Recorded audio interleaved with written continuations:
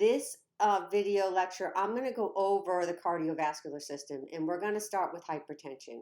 Now, hypertension is also known as the silent killer, because oftentimes the only symptom is an elevated blood pressure. You have to get 3 readings of high blood pressure on 3 different days to diagnose hypertension. And I just noticed this says HRN. This should say HTN, which that is the abbreviation for hypertension. Okay, so when people don't have symptoms, sometimes it's very difficult for them to make the necessary lifestyle changes to, get their blood pressure in a good range or stick with the medication regime. And that's unfortunate because people with hypertension wind up getting end organ damage from long-standing hypertension, especially, the kidneys and the heart, so they can end up with congestive heart failure, which we'll be talking about later. Renal failure. So people with long-standing hypertension end up with renal failure. Peripheral vascular disease, we're going to be talking about. Retinopathy, we talked about when we talked about ears and eyes. And next semester, I'm going to teach you about hemorrhagic stroke, okay, and stroke in general. Okay, so they usually die from that long-term damage to the organs. Now, there are risk factors for hypertension, and these risk factors are the same risk factors for heart disease, because hypertension can, end up in, patients can end up with heart disease. So heart disease risk factors or hypertension risk factors include A, age, B, if they be smoking, C, cholesterol high, okay, which is, the fats in our blood, which I'll talk about later. D, for diabetes, and diet, like if you're eating a poor diet, like delicious French fries and salty foods, the normal standard American diet could potentially lead to hypertension and then heart disease. E, for ETOH, and exercise none. So people with sedentary lifestyles, people that don't exercise on a regular basis. F, for fasting blood sugar high. Usually ATI says if it's greater than 100, but remember on your exams, you're going to have the normal. So if it's within range, it's okay. G, get stressed. So people that have a stressful life are going to be more prone to hypertension. And H, people with hypertension are then going to possibly end up with heart disease and congestive heart failure. Okay. Non-modifiable risk factors for hypertension. These are the things we cannot change. Your ethnicity. So Black people are going to be at higher risk for hypertension. Age. You can't help it but get older if you want to live, right? That's what my grandmother used to always say. Your family history. If there's a history of hypertension and heart disease in your family, you are going to be more prone to developing those symptoms of cardiovascular disease. In your gender. Okay, so males are going to be more at risk until females reach menopause. Postmenopausal females, estrogen somehow provides a protective, it's a protective hormone for cardiovascular disease. But once we hit menopause, then we lose that, and taking estrogen does not help. Okay. All right. So again, remember hypertension, there's really very little cues, but if they're going to have cues, right, they're going to have a change in their vision. They could have chest pain because now they're developing cardiovascular disease or coronary artery disease, headache, irritability, epistaxis means bloody nose, okay, forgetfulness, facial flushing. Okay, so remember, it's the silent killer. That's why it's hard to treat, because patients oftentimes don't have symptoms. And so it's a hard sell to take medications that don't make them feel all that well. But you gotta have to do the teaching, okay? So for hypertension, if it's mild, they might just do patient teaching for lifestyle changes. They need to reduce weight. And now the new BMI recommendation is less than 25 for a BMI. Quit smoking, quit drinking, or limit drinking, I should say. Exercise 30 to 40 minutes a day. So they'll have to start a graduated exercise plan. So don't start at that, but start 5 to 10 minutes a day and work your way up.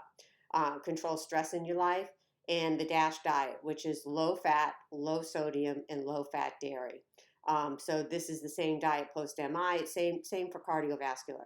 At sodium less than 2,400 milligrams a day, which is oftentimes abbreviated to 2 grams of sodium per day. And this is the same diet for CHF. It may be lower. They may have a lower sodium level. MI, hypertension, it's a good diet to follow. So if lifestyle changes don't work, okay, then they start with a diuretic, then an antihypertensive, and then other medications. So they may need a couple antihypertensives. So just in general, because I know you're just learning these medications, that with anybody taking antihypertensive medications, because they often lower the blood pressure, you have to explain to your patients they need to rise slowly. So maybe when they're getting out of bed, they can sit on the side of the bed before they stand up, right? So go from lying to sitting, sit for a while, and get up. Same thing with changing positions or getting out of a chair. Rise slowly, change positions slowly. They need to be careful driving and careful climbing stairs when they first take these medications because it could make them dizzy. Now, these foods, we've talked about them before, are high in sodium, so dried fruits, salt, soups, pizza, all the delicious things, pickles, soy sauce, okay? Remember that. And we talked about complications and long-term effects. So you're going to need to know potassium foods, so review those. The reason is when people are taking loop diuretics and other certain diuretics, they're going to lose potassium in their urine. And when they're taking ACE inhibitors, that could increase potassium in the blood. So depending on how their kidneys are functioning, they may need to know about low potassium foods, okay? All right, so now we're going to shift gears and go into peripheral vascular disease. And there's two different kinds. There's peripheral arterial disease and there's peripheral venous disease, okay? So with peripheral arterial disease, it's a narrowing or obstruction of the arteries, okay? So with peripheral artery disease, they're going to get ulcers because they have poor blood supply to the lower extremities. It's usually the lower extremities. And the ulcers they have sharp edges. They look nice and, a good shape, whereas venous do not look sharp, okay? So that's one way we can tell.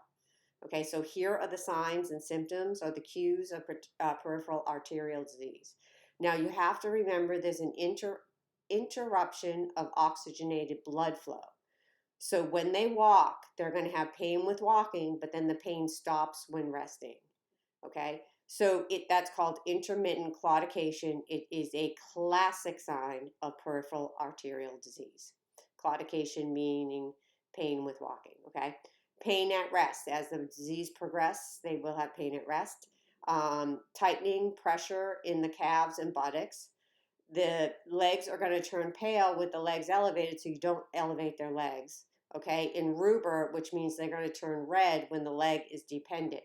Now, if you can wrap your head around this, the arteries take blood away from the heart, right? And supply the tissues. So it makes sense if the legs are down, right? They're going to fill with blood, so they're going to turn red when the legs are below the level of the heart. The skin is going to be tight and shiny and hairless. Now, remember with older adults, their skin, this could also just be a normal sign of aging. Okay, and older adults also have thick nails, but that's also a sign of peripheral vascular disease.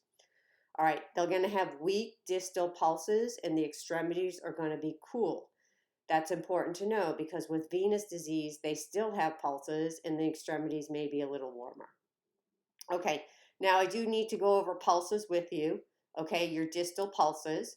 Okay, so now remember your anatomical positions. Okay, so this is the right side of the body as you're looking at it, and this is the left side of the body. Okay, and the reason I'm telling you this is we're going to be talking about having a cath, cardiac catheterization in the cath lab. And when patients come out, you're going to be checking these pulses every 15 minutes. Okay, and after a fempop, so that's a surgery they can have if they have peripheral arterial disease. Fempop meaning they do from the femoral artery, they put in a graft or a vein or whatever to the popliteal artery down here, okay? So it's a graft, all right? So this is the dorsal pedal pulse. It's the most distal pulse, okay? So this is where you're going to palpate to feel the, we call it commonly the pedal pulse. If you can't feel a pulse, don't panic. Get a Doppler, because especially as a new nurse, you may have trouble palpating pulses, but you should do a lot of practice while you're in clinical.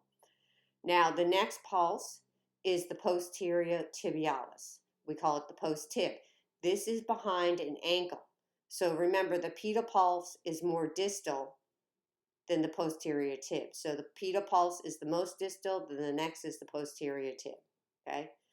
Now, this is where you're going to mostly palpate pulses after procedures, after somebody has a fem-pop, after somebody has a cardiac cath.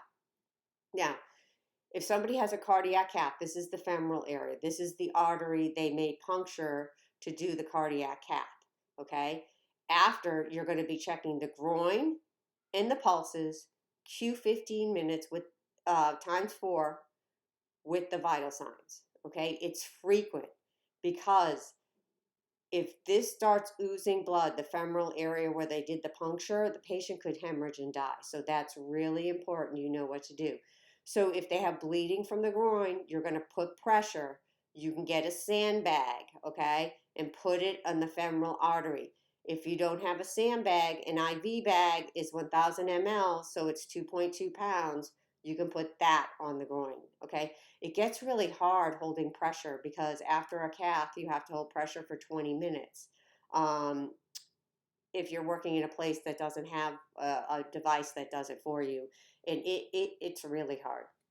Okay, now remember your 6 P's of neurovascular assessment, because that's what you're going to be doing every 15 minutes after somebody has a cardiac cath or they have vascular surgery on their leg, okay? Exercise is the best treatment. This is a graduated, walking vigorously, that'll get the blood flowing. And smoking. Oftentimes, people with peripheral artery disease have been smoking for years. Medications. So they're going to be put on aspirin, which is the most common antiplatelet medication. Remember, it's not for pain relief and cardiovascular disease. It is to prevent thrombosis from occurring. So it's antiplatelets, and they could be put on platelet inhibitors like clopidogrel, sometimes both, and cholesterol-lowering meds. Okay, we talked about, here's the fem-pop I was talking about. So they can see how they bypass here with a vein, or they can do the fem-pop. Okay, so those are the two common ones. They have a lot of endovascular surgery now, so we're not doing as many of these, but it's important for you to know. Okay, so nursing management, this is peripheral arterial disease. Okay, now in general, no heating pads. Water temp is set to 120 degrees Fahrenheit. You're going to have to, explain that before they go home, because they may have neuropathy, and they're not going to be able to feel how hot the water is. So that's really important. They should never wear TEDs with the elastics, especially at the tops, okay? Because they shouldn't wear any constrictive clothing. They should wear, non-constrictive socks, because they're going to be cold, okay? So you want to keep them warm and avoid being cold. So they should have the room temperature up between 70 and 80. We already talked about changing position slowly. And the legs should be at the level of the heart, okay? And encourage exercise. Level of the heart or below, okay? And if you just look at this little stick man, and this is an A, look at this as A for arterial, his legs need to be below the heart. That's how I remember that. Oh, here we go. This is the important safety issues. Keep the room warm. We talked about that. Setting the bath water to 120 Fahrenheit. So that means you set your water tank so it doesn't go higher than 120. They should not be walking in bare feet. Actually, like, nobody should be walking in bare feet. No heating pads, because remember, they can't really feel how hot things are, and they could inadvertently burn themselves. And that's not going to be fun, because they don't have a good blood flow, and they're not going to heal well. They should inspect feet daily, like diabetics should inspect feet daily. Don't wear constrictive clothing. Wear socks without elastic, so you don't want them with those really compressive TED hose. Instruct not to cross legs and don't smoke. Okay. We talked about DVTs when we talked about post-surgical patients. The items around are things we've already talked about this semester. These are the causes for deep vein thrombosis. But what's important for you to know, when somebody has a DVT, they're going to have edema in one extremity, and the extremity is going to be warm, red, with good pulses. So it'll be swollen more than the other leg, right? They're not going to both be swollen. You're going to need to know how to document pitting edema, because patients with cardiovascular disease, congestive heart failure, right-sided failure are going to get pitting edema, okay?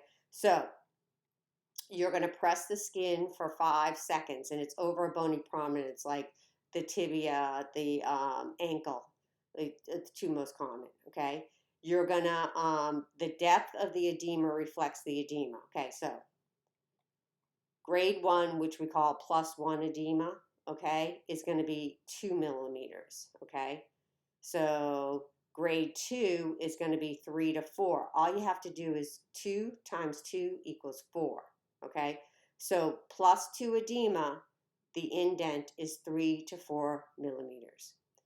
With +3 edema, it's going to be 5 to 6. So just remember, 3 times 2 is 6. And then +4 is going to be 8 millimeters, and 4 times 2 is 8. So that's how you can remember that, because you're going to have to know that, okay? Deep vein thrombosis treatment, okay. So they're going to be on anticoagulant medications, and I believe Miss Greenbaum is going to be teaching you those in a few weeks, okay? So with interventions, you want them to wear, for deep DVT, you want them to wear compression stockings or SCDs.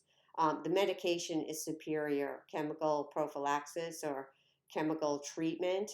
And this is the vena cava or greenfield filter I was talking about in another lecture. I finally have a picture. For people that can't use anticoagulants, this little filter can be put in special procedures in the inferior vena cava, and it catches blood clots so they don't stroke out. Venous stasis ulcer. So if somebody has peripheral venous disease, okay, they're going to get venous stasis ulcers because the blood is not really flowing well. But you see how this is like not sharp edges? It's not like nice and even. This is due to venous disease, okay? Now we're going to compare and contrast the difference between arterial and venous. Remember, it's the arteries you're palpating when you're looking for a pulse. So with arterial vascular disease, they're going to have diminished pulses. With venous disease, they still have good pulses. The skin in arterial disease is going to be rubor, okay? Dependent rubor, meaning when the leg's down below the heart, it's going to be red. If it's above the heart, it's going to be pale. The skin is going to be shiny and cool. Whereas in venous disease, they have a brown pigmentation to their skin. Like, look at this skin. See how it looks like brown? That's venous disease, okay? They're going to have warm extremities. The edema in arterial disease is absent, and venous disease is present. Okay, ulceration, we talked about that. Necrosis and gangrene, unlikely with venous disease, but very, very likely in peripheral disease. Pain, arterial disease is intermittent claudication, and then with venous disease, it's like aching and cramping, okay, especially at night. Nails, normal in venous disease, and thick and brittle in arterial disease. And then hair loss is distal to the area of the occlusion. In venous disease, it's normal. All right, so that's it for that. I'm going to go into coronary artery disease and congestive heart failure. Now, I talked in another lecture how about hypertension and can lead to heart failure. Some other causes are coronary artery disease. So maybe it runs in your family. Maybe you're not taking good care of yourself. Those are the main two we're going to focus on, okay? So we're going to talk about congestive heart failure. The reason we're going to talk about it is you're coming into practice where most of the people you're going to be caring for are 65 years of age and older. So we're, as Americans, we're aging, which is fantastic, except that we have a higher incidence of congestive heart failure because the heart is a muscle. And as you get older, if you don't exercise your muscles get weaker. So that's why they have heart failure, because the muscles cannot pump as effectively as they did when they were younger, okay? Now, okay, you're going to need to know the difference between congestive heart failure or right-sided heart failure versus left-sided heart failure. And we're talking about sides of the heart, okay? So, for right-sided heart failure, if you can remember R for rest of the body, okay? In a minute, you'll figure out what I'm talking about. So this is congestion of peripheral tissues, okay? So they're going to have dependent edema, ascites, hepatomegaly, which is liver congestion, signs related to impaired liver function, so high LFTs, maybe bleeding, anorexia, GI distress, and weight loss. Right-sided heart failure goes to the rest of the body, okay? With left-sided heart failure, if you can remember left for lungs, okay? So people with left-sided heart failure are going to be prone to pulmonary edema from congestive heart failure, okay? So they'll have left-sided heart failure, they'll have decreased cardiac output, they're not going to be able to move, okay? They're going to have dyspnea on exertion. They could even have shortness of breath at rest, okay, depending on how quick the incident comes on. They'll also have pink frothy sputum. Frothy sputum is indicative of pulmonary edema, and oftentimes it turns like this pinkish color, like kind of like shrimp, pinkish color. They're going to have cyanosis. Now remember, cyanosis is a late sign. Okay, so make sure you're picking up on all those early signs. They're going to have S3 heart sound. Okay, that's in adults, that's always going to mean pulmonary edema. In fact, you will hear that 30 minutes before you will hear crackles in the lungs, because that's what they're going to get. They're going to get crackles in the lungs. All right. Paroxysmal nocturnal dyspnea. It's a sign of really both. It happens in the middle of the night. Patients are going to wake up in a panic, okay, because when you lie down, like if you have edema or your fluids like remobilize. So, it'll go into the vascular system, and then if they have left-sided heart failure, they're going to wake up in a panic because they can't breathe, okay? So again, weight gain is the most sensitive indicator of fluid overload, and I know you've been taught patients need to weigh themselves daily. Same scale, same time, blah, blah, blah, okay? They need to notify their provider with a weight gain greater than 2 pounds in 24 hours or 3 to 5 pounds a week, okay? Really important. All right, so again, here are the signs and symptoms. If you like mnemonics. For left-sided, you remember forced. Fatigue, they're going to be really fatigued. They're going to have orthopnea. Orthopnea means the patient cannot lie flat. They have to sit up because they're short of breath, okay? Rails means crackles, okay? That's what we used to call crackles. We called them rails. That's how I learned it, okay? Restlessness. Remember, restlessness is an early sign of hypoxia. Cyanosis, late sign, late, okay? Confusion. Extreme weakness and dyspnea. Dyspnea on exertion, dyspnea at rest. That's left-sided heart failure. Okay, with right-sided heart failure, they're going to have bloating, anorexia. Remember, it goes to the rest of the body. The reason they have anorexia is because they get so bloated, okay? And it presses on their stomach. So they'll have anorexia, and plus it engorges their liver, so their liver could get bigger, and that's going to take away their appetite.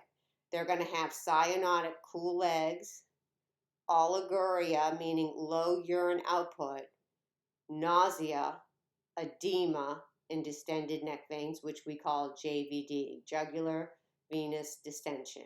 Okay. When patients have fluid overload, remember they have tachycardia. Okay, that was something people missed on the last exam. Okay, so if you don't like that, you can learn it this way. Right-sided heart failure is also called cor pulmonale, or can be called pulmonary. That is caused, cor pulmonale is caused by COPD. So oftentimes patients with COPD may have signs of right-sided heart failure. Okay, so read through this again. You want to know if your patient's clothes are feeling tighter, okay, because that means they're putting fluid on. And as they sit at the end of the day, so they should have their feet elevated. Look how big these feet are. With left-sided heart failure, you're going to ask them if they have to sleep, how many pillows do they sleep with, right? Because that's going to let you know that they can't lay flat, they're orthopenic. But also, just come right out and say, are you more short of breath than you have been, okay? So remember, just read through all these signs and symptoms and make sure you know left from right. Really important. All right, your goals of treatment. You need to reduce the demand for oxygen, so your patients need frequent rest periods. And also like wearing oxygen if they need it. Reduce the workload of the heart. Again, rest, oxygen. Okay, that's another thing that can reduce the workload of the heart. Strengthen the heart's pumping action. This is done with medications like digoxin. There's other medications too, but I don't think you've learned them yet. Relieve venous congestion in the lungs, so diuretics possibly, and minimize sodium and water retention in the tissue. So they're going to be on a low sodium diet, definitely. Okay, here we go. You want to put them in the upright position. Left-sided heart failure, upright position. Anybody with dyspnea, first thing you're going to do is get the head of the bed up, okay, and then put on their oxygen. All right. Daily, this is the management, daily weights, I's and O's. Remember the patient teaching with weights. Know when you're going to tell them to call the provider and know when you need to reach out to the provider, okay? They may be on fluid restrictions, restricted sodium, heart healthy diet. Fatty fish is like salmon. It has omega-3s. That's supposed to be really good for you. Salmon, halibut. Those are examples of fatty fish. Okay, brain natriuretic peptide. Very important for you to know. Brain natriuretic peptide, if that's elevated, it is an indication of cardiac disease. Okay, so like let's say you have a patient, right, COPD, and they have a history of cor pulmonale, or they have difficulty breathing. So if a provider's like, I don't know if the difficulty breathing is from the lungs or from the heart, right? They will do a brain natriuretic peptide. And if it is elevated, then the reason they're short of breath has something to do with the heart, like they have left-sided heart failure. Eventually, right-sided heart failure is going to turn into left-sided heart failure, and they will have both at the same time, okay? Brain natriuretic peptide differentiates cardiac from respiratory disease. So let's say we had the patient that was short of breath. Physician doesn't know if it's cardiac or respiratory. If it comes back normal, that means it's respiratory. If it comes back elevated, that means it's a cardiac. Okay, so it differentiates cardiac from respiratory disease.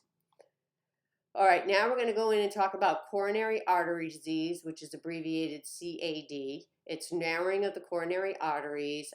So it results in decreased oxygenation to the heart.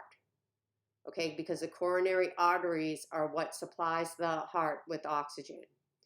So patients could have chronic stable angina where they have ischemic pain periodically, but it's routine. Like in other words, they know when it's going to happen. They can predict when it's going to happen. They take nitroglycerin. It gets better. They can live a long time like that. Okay, they just have to know how to care for themselves. And then we'll get into MI. That's going to be a little bit different. All right. So arterial sclerosis, major risk factor in coronary artery disease. And I've already talked about a family member put you at high risk, and especially if a family member died, like if somebody had sudden death from it. Postmenopausal women, in women on hormone replacement therapy. Hormone replacement therapy does not protect you from cardiac disease. So the other risk factors, I went over all these risk factors: A for age, B for smoking or BMI greater than 25, C for high cholesterol. We'd like the cholesterol to be less than 200. D for diabetes, E for ETOH, F for fasting blood sugar, G for get no exercise, and H for hypertension and hyperlipidemia. When we're talking about the lipids, the cholesterol, so there's two types of cholesterol. There's LDL cholesterol. Now you're going to, on your exams, you will get the lab values, the range. Okay. L is for lousy. So if that's high, it's going to put the patient at risk. HDL cholesterol is good. We want it to be higher. Okay, we want it to be as high as it can. HDL for happy. Okay, those are the two kinds of cholesterol. All right, triglycerides. We want those to be low. We want them to be within the recommended range. Remember, you get the lab values on exams. All right, so diet's important. We talked about that. Encourage exercise, maintain a normal weight. We talked about all those things, okay? Teaching clients with CAD, we talked about cardiac diet, okay? Make sure they're taking like the skin off a chicken when they're cooking it, not fried, not anything fried, low salt. They're gonna have to reduce eggs in the diet and use egg beaters. And then also only small amounts of cheese, which I love cheese, so that would be hard. Okay, so there are supplements that people with heart disease take, and some of these supplements can cause bleeding. So you have to remember when we talked in pre-op teaching, garlic is one of them. So that can cause bleeding. That's what people take it for, though, to help with their cholesterol, or I should say blood flow. And then red rice yeast people take to lower the lousy cholesterol. Fiber's good for everybody. Soy, meaning not soy sauce, because that's loaded with sodium. And coenzyme Q, that's what people are taking these days. Medications I talked about. All right, now we're going to go into angina. Okay, so there's chronic stable angina, which I kind of talked about a little bit before. And then there's unstable angina, which is a part of coronary syndrome, acute coronary syndrome. All right, so chronic stable angina. So they have this dull pressure. It doesn't last long, less than 15 minutes, definitely less than 15 minutes. It can radiate down the arms to the neck. It feels a little suffocating. Women respond to heart disease a little bit differently. So women can get indigestion. They can get like teeth pain, jaw pain when they're having angina, or even an MI. Okay.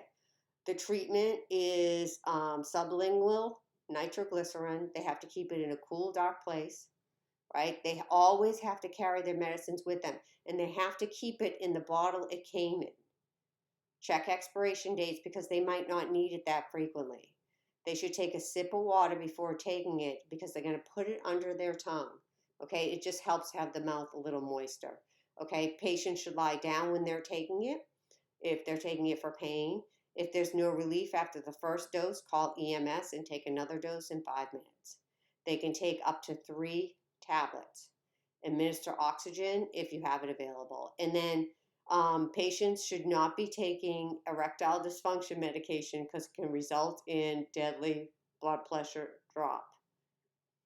All right, we've talked about, this is all about client teaching, is all about the healthy things we've already talked about. All right, so acute coronary syndrome, there are 3 conditions that comprise acute coronary syndrome. Unstable angina, which is angina that happens at rest. It's not the typical sign of their chronic stable angina. It's different. The pain has changed, okay?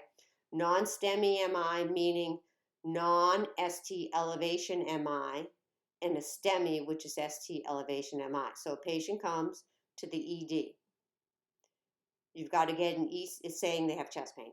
Your job is to get an ECG within 10 minutes. If they don't have ST elevations, you're looking at unstable angina and non-STEMI. If they have ST elevations, this is a STEMI, you have 90 minutes to get them to cath lab. 90, okay?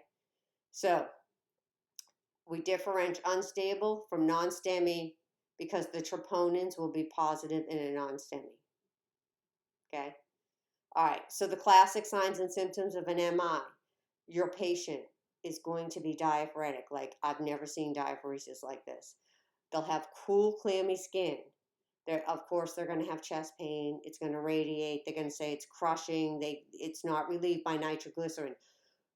Chest pain that doesn't change with change in position or gets relief from nitroglycerin is the classic sign of acute coronary syndrome or myocardial infarction, okay? The pain I talked about, they're going to be ashen. People with diabetes, older adults and women can have silent MIs because women present differently, but older adults and people with diabetes can have neuropathy so they don't feel the pain of it. Now they're going to get tachycardia, okay, because when they have that pain, the sympathetic system is going to be in fight or flight, so they're going to have massive tachycardia. They're going to be diaphoretic, and they'll get nausea and vomiting. You have got to get that heart rate down because if you don't, the MI is going to extend, meaning it's going to get bigger. Okay, so that's going to be, a priority to give morphine because morphine is the only thing that is going to take away the pain of the MI and get the heart rate down and have them calm down a little bit. And the heart rate could be irregular, slow, or they're going to be tachycardic. Okay. I talked about ECG within 10 minutes. They need an aspirin on arrival. They need to chew 325 milligrams or 4 baby aspirins. Then they start taking a daily dose of 81 milligrams. Okay. The first drug you're going to give is oxygen though when they come in. Okay. Labs. Okay. It's normal for them to have increased WBC because it's going to be a lot of inflammation in the heart and sed rate. They're going to have a fever, and that's going to last a little bit longer than a week. And if they had a STEMI, they're going to go to the cath lab. Now, let me go over these markers. They're going to have cardiac enzymes drawn, and that means they'll have a myoglobin, CKMB, troponin 1, troponin T. Troponin is the most specific labs you're going to see for MI. Now, how I remember which one lasts the longest, okay, because they're going to remain in their bloodstream. I remember T for 2 weeks and T for time. So this is the marker that is going to stay in their blood system the longest, okay? Because myoglobin is the earliest to release from the heart, but it only lasts for 24 hours. And CKMB peaks in 24 hours, okay? But it lasts for 3 days. Your troponins last longer, troponin T lasts the longest. Okay. Mona B therapy. This is the mnemonic we use, okay? So morphine, pain relief is important to decrease that heart rate. Oxygen to prevent more damage. Now, you're going to throw the oxygen on first because it's really easy to do, okay? And then nitroglycerin, that's to vasodilate the coronary arteries. And although it doesn't take the pain away, it does dilate the arteries throughout the coronary system. Okay. Aspirin to decrease clotting. It's not for pain relief. Remember that. And a beta blocker. Okay. So these are the things that they're going to need. With the aspirin, it cannot be enteric-coated. It has to be regular aspirin because they're going to chew it. Okay. You got to get that in quick. Sometimes they give that en route so you can ask the EMTs if they've already had it. 98% of patients that have an MI are going to have a dysrhythmia within the first 4 hours. They need to be on continuous ECG monitoring. That's super important because they can die from some of the dysrhythmias, okay? All right, so let's talk about the difference between chronic stable angina versus, this should really say acute coronary syndrome because it says MI, but this also is applicable to unstable angina because that is part of coronary artery syndrome. So with chronic stable angina, it's predictable, right? They get in a fight with their spouse, they know they're going to have angina. They exercise, they know they're going to have it. They eat a big meal, they know they're going to have it, right? It's relieved by rest or nitroglycerin, which I told you for an MI, it's relieved by opioids only. In angina, the symptoms last longer than 15 minutes. With MI, the symptoms last longer than 15 minutes. Okay, with angina, they just have the chest pain. They don't have like the anxiety, the diaphoresis, the tachycardia, etc. Okay. With MI, they have all those diaphoretics, nausea and vomiting, epigastric distress, etc. Angina, the medication is nitroglycerin, and we talked about the meds given in acute coronary syndrome. Okay, so just remember how long the pain lasts, and with MI, the pain is only relieved with opioids. Okay, so percutaneous transluminal coronary angioplasty, otherwise known as cardiac cath. Okay, so if somebody comes in with the STEMI, they have to be to the cath lab within 90 minutes. That's a Joint Commission regulation. All right, so the stent is placed usually in the femoral artery, or I should say it goes in through the femoral artery, the cardiac cath. And they can put drug-eluting stents in, which means the drug-eluting stents have medication that's going to decrease clotting in the coronary artery. And they're going to be on aspirin or clopidogrel for 1 year after. Okay, so remember, you're going to do frequent vitals, groin checks, in the 6 Ps. Q 15 minutes times 4, then Q 30 minutes times 2, then Q 1 hour checks times 4, or maybe even longer. Okay, remember, they're going to need informed consent. They do use contrast dye, so you're going to have to make sure the patient's not a metformin. I don't know if you've had that yet, but you always hold metformin before a test with contrast dye. It's a diabetic med, and you'll learn about that in pharmacology. Mark the pulses beforehand if you have the opportunity, because it just helps so much when they come out to be able to just put your fingers on that pedal pulse in the posterior tib and know that they're doing okay, and check the groin. And I talked about 90 minutes. Okay, so let's go into dysrhythmias, because I know this is a hard subject. Hopefully I'm going to make it a little bit easy for you and point out some of the key points you're going to need to know. Okay, so there are different waves, okay? So there is the P wave, which is right here, and this is indicative of atrial contraction. Then there's the PR interval, which begins at the beginning of the P wave to right before the beginning of the QRS. PR interval, okay? The Q wave down here, a lot of times you don't even see a Q wave, but then this is not a pathological Q wave, it's just a regular Q wave. And then this is the QRS complex, and then this is the ST segment. Now, students get confused. This is called the isoelectric line, so it's straight with the PR interval, okay? So that's what you want to see your ST segment like. You have the T wave and the U wave, okay? Those are the different waveforms.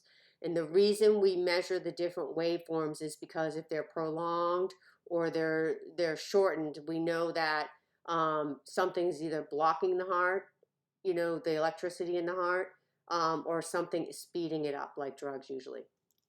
Okay, so we measure time horizontally on the graph paper. One of these little dinky boxes is 0.04 seconds. So if I put, and there's 5 of them in a big box. So 1, 2, 3, 4, 5. So that means one big box is 0.20 seconds, okay? Because 0.4 times 5 equals 0.20, okay? So the PR interval needs to be between 12 and 0.2 seconds, so one big box. Okay, and the QRS needs to be skinny, narrow, less than 3 little boxes.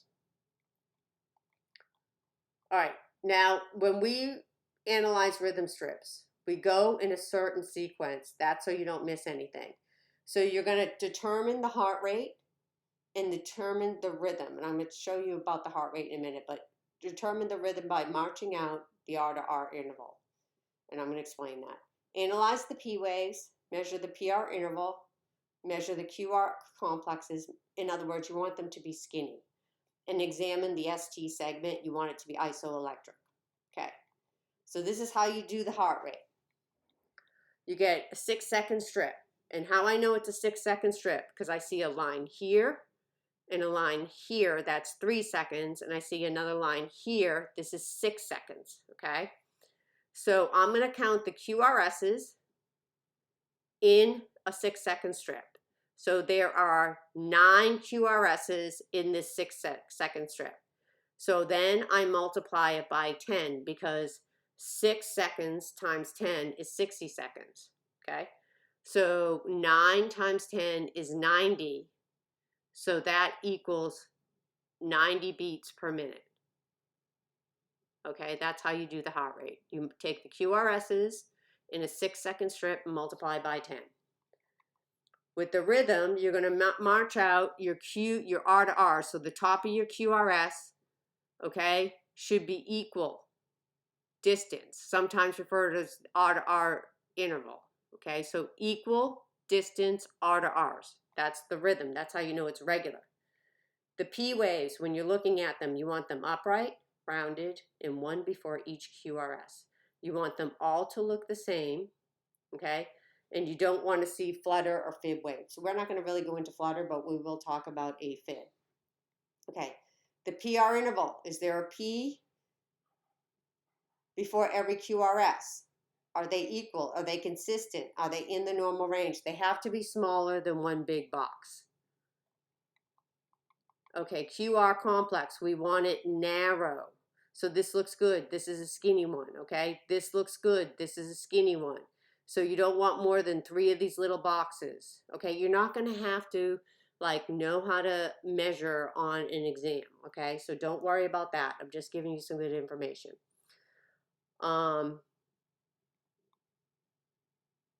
You want to make sure there is a QRS following each P wave. Then you're going to examine the ST segment. We want it isoelectric. Okay, now this you got to know. If somebody has an MI, if they have a STEMI, means ST segment elevation MI, means this is the isoelectric line. I drew it here in red, okay? See how the ST is higher than the isoelectric line? So it's high. Remember, when it's high, cells die, and the person may be having an MI, okay? And then with ST depression, see here's the it's below the isoelectric line, okay? So just remember low, slow blood flow. It means ischemia, okay? So this means cell death. If it's high, die. If it's low, it means slow blood flow. Okay, now we're going to talk about dysrhythmias. Okay, so a dysrhythmia means there's some kind of ectopy going on in the heart. And ectopy just means abnormal rhythm. Something is oddly placed. And the causes for most dysrhythmias are the same. So I'm just going to teach you the easy way to remember. Is stop eating dog snacks, eat healthy. So stress, alcohol, there it is again, alcohol. Also smoking. Digoxin, stimulants, caffeine, tobacco, electrolyte imbalances, potassium and magnesium especially, and hyperthyroidism and hypoxia, okay? So those are the things that cause dysrhythmias. Older adults are going to be more prone because their SA node cells decrease, they have more fat around the heart, okay, calcification, things just get slower, okay? And they're going to be more prone to AFib. All right, treatment. If somebody is not in distress, you assess. Okay, so you're gonna, you see a dysrhythmia, you're usually gonna assess, and I'll tell you when you're not. Then you may need to investigate. Okay, because if somebody has a really slow heart rate, right? Say they're in sinus bradycardia, and their blood pressure is good. I'm like, wow, that's really good. I'm like, are you an athlete? What kind of medications are you on? Because I want to know, because you want to know, right? Why is it so slow? And then you continue to monitor. You may need to eliminate the source. Like if somebody comes in with a really fast rhythm and they've been drinking caffeinated drinks all day, maybe they should stop drinking those, okay? They may need to be medicated and they may need electricity, meaning they may need to be defibrillated, cardioverted, or they may need a pacemaker, okay? So normal sinus rhythm, this is what you want to see. The heart rate is going to be 60 to 100 beats. So when I count the QRSs in a 6-second strip, it needs to be less than 10 or less QRSs, right? P waves are going to be upright, consistent, one before each QRS. Now you can see these QRSs are skinny, so that's good, right? The ST segment is going to be flat. So with this, I'm going to assess, because if my patient is sleeping and has normal sinus rhythm, I still need to take a blood pressure. I still need to feel the pulses. I still need to talk to the patient, because there are cases when somebody can have a beautiful looking rhythm on the cardiac monitor, but they could be dead, right? And I'll get to that. And I don't mean to be so blunt, but you have to know that. That is so key, okay? You always got to assess, even with perfect looking rhythms, okay? Sinus bradycardia, all the same criteria as normal sinus rhythm, but that heart rate is less than 60. Etiology of sinus bradycardia, medications, you're going to learn about that as you go through nursing school. People that are athletes, digoxin. Remember with DIG, we hold for an apical less than 60, but with beta blockers, it's less than 50 per ATI, okay? Calcium channel blockers, there are 2 that can lower the heart rate. It's still Ciasim and verapamil. Okay, interventions. Okay, first, you're going to assess. Now, the 2 main things we assess right away is the LOC, because when you have a dysrhythmia, because your heart provides your brain, 25% of your cardiac output goes to your heart, brain.